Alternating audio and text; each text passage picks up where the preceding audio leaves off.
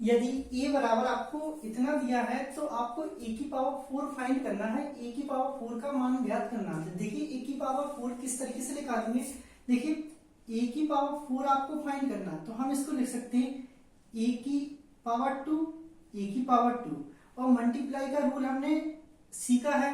अब देखिए a का स्क्वायर हमें चाहिए तो a स्क्वायर कैसे निकालें, तो a स्क्वायर बराबर हम लिख सकते हैं a डॉट a।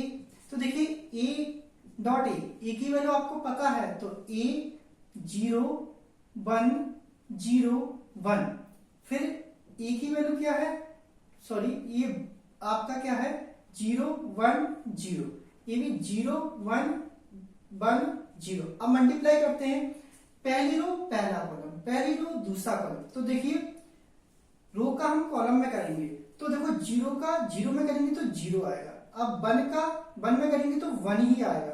अब देखिए पहली रो का पहले कॉलम में हो गया, अब पहली रो का दूसरे कॉलम में करेंगे तो 0 का 1 में करेंगे तो आपका 0 आएगा, 1 का 0 में करेंगे तो आपका 0 ही आएगा।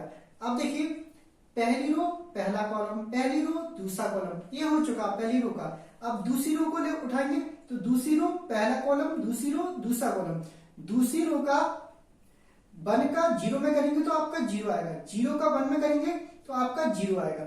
अब पहली रो का पहला कॉलम होगा, पहली रो का दूसरे कॉलम में करेंगे तो 1 का 1 में करेंगे तो आपका 1 ही आएगा, और 0 का 0 में करेंगे तो आपका 0 आएगा। इसको सॉल्व करते हैं तो a स्क्वायर की वैल्यू आपके पास क्या आती है 1 0 0 1।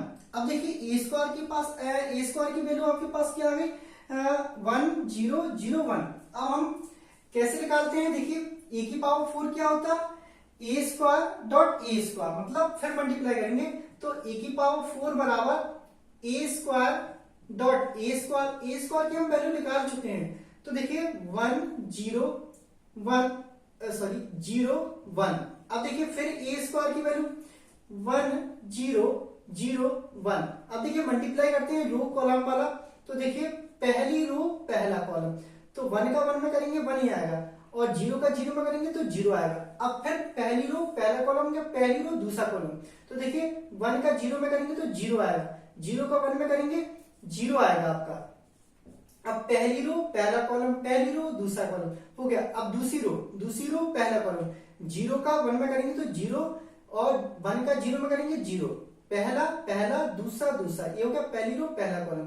अब दूसरी ये तो दूसरी रो ही है, तो दूसरे कॉलम में करेंगे तो 0 का 0 में करेंगे 0 आएगा, 1 का 1 में करेंगे तो 1 आएगा। अब देखिए इसको सॉल्व करते हैं तो आपका क्या आ गया 1 0 0 1। तो आपके पास a4 की वैल्यू कितनी आ गई 1 0 0 1, मतलब आपकी वैल्यू ये फाइंड हो चुकी। आप यहां से भी बोल सकते हो a की पावर 4 है वो किसकी इक्वल है a की इक्वल है, ये भी बोल सकते हो a की पावर 4 है a की इक्वल है। कभी क्वेश्चन आता है तो प्रूव करने के लिए तो आप कर सकते हो a की पावर 4 a की इक्वल है।